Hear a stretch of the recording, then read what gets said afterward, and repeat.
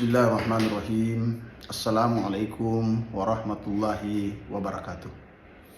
Alhamdulillahi wa syukrulillah. Wassalatu wassalamu ala rasulillah wa ala alihi wa ashabihi wa man walah. Amma ba'du.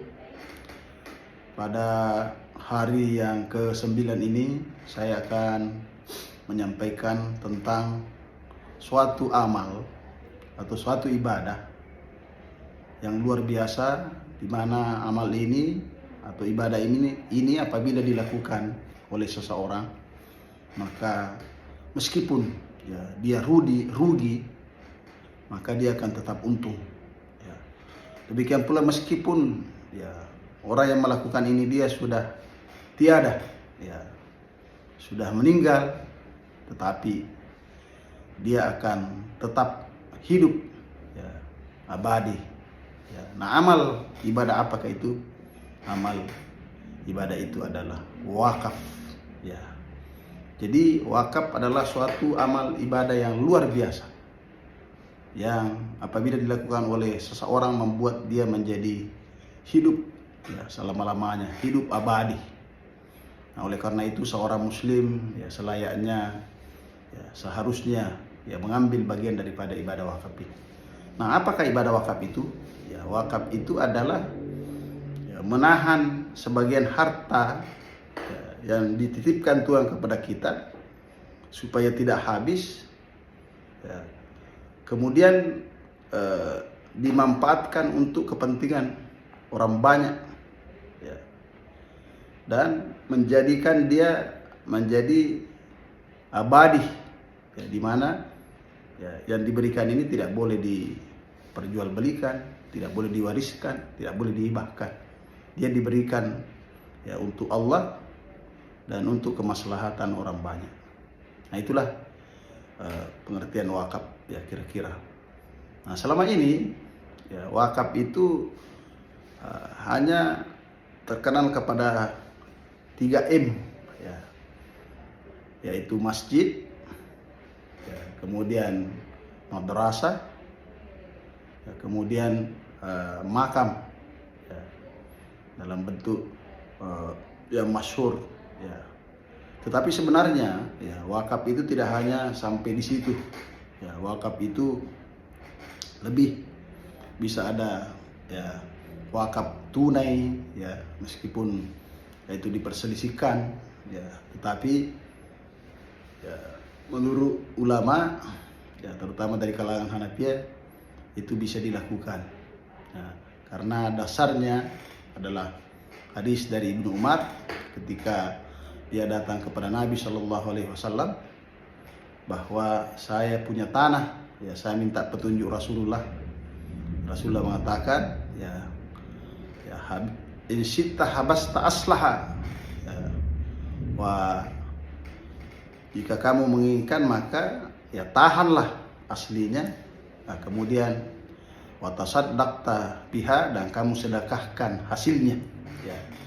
Nah, jadi itu luar biasa. Nah, jadi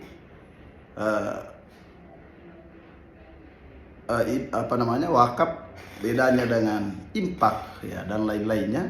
Kalau wakaf itu dia tidak habis. Nah, sementara infak zakat, kemudian sedekah, itu habis.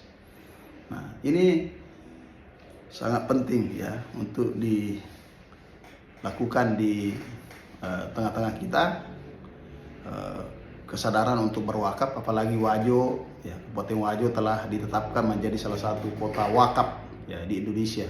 Dari 6 kota wakaf, ada 3 di Sumatera Barat, Aceh, ada 1 di Sumatera Barat, yaitu Padang, kemudian Aceh Tengah, kemudian ada juga di Jawa, Gunung Kidul di Jogja, kemudian Tasikmalaya, dan 1 yang mewakili Indonesia Timur, yaitu adalah Wajo di Sulawesi Selatan. Maka ini kesempatan kita untuk mengambil bagian untuk berwakaf. Nah, bayangkan saja kalau kita mampu mengumpulkan wakaf 1 juta penduduk saja, dengan memberikan 100.000 per bulan, maka akan terkumpul uang sebanyak 100 miliar satu bulan. Dan kalau 1 tahun itu akan terkumpul uang 1,2 triliun. Nah, uang ini ya 1,2 triliun itu kalau mau diinvestasikan, nah, itu hasilnya bisa di hasilnya misalnya 10% saja itu adalah 100 miliar ya, 10 miliar ya, bayangkan 10 miliar itu kalau dimanfaatkan ya untuk ya, pemberdayaan ekonomi luar biasa ya. Jadi ini tentang wakaf. Dan ya wakaf ini pada zaman awal Islam ya, pada zaman Nabi SAW itu lebih populer dibanding dengan ibadah uang ya, harta yang lainnya seperti zakat, infak, sedekah ya, di mana bahwa tidak ada sahabat Nabi kecuali semuanya berwakaf. Dan wakaf yang paling terkenal itu adalah wakafnya Utsman bin Affan ya, di mana beliau mewakafkan sebuah sumur untuk umat Islam, dan kemudian sumur itu dimanfaatkan bahkan sampai sekarang. Dari airnya itu mengaliri kebun kurma ya, yang jumlahnya belasan ribu pohon, dan hasil dari kebun kurma itu sampai sekarang itu dibagi-bagikan, dan sisanya itu disimpan di bank ya. Kemudian dari hasil kurma itu dibelikan sebuah hotel di Madinah yang sampai sekarang juga masih ada.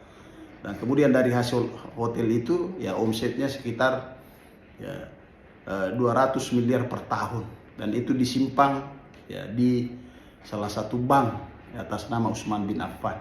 Dan Utsman bin Affan telah meninggal 1400 tahun yang lalu, tetapi beliau masih abadi ya, hartanya masih abadi sampai sekarang ya, meskipun beliau sudah tidak ada lagi. Itulah kehebatan daripada ibadah wakaf.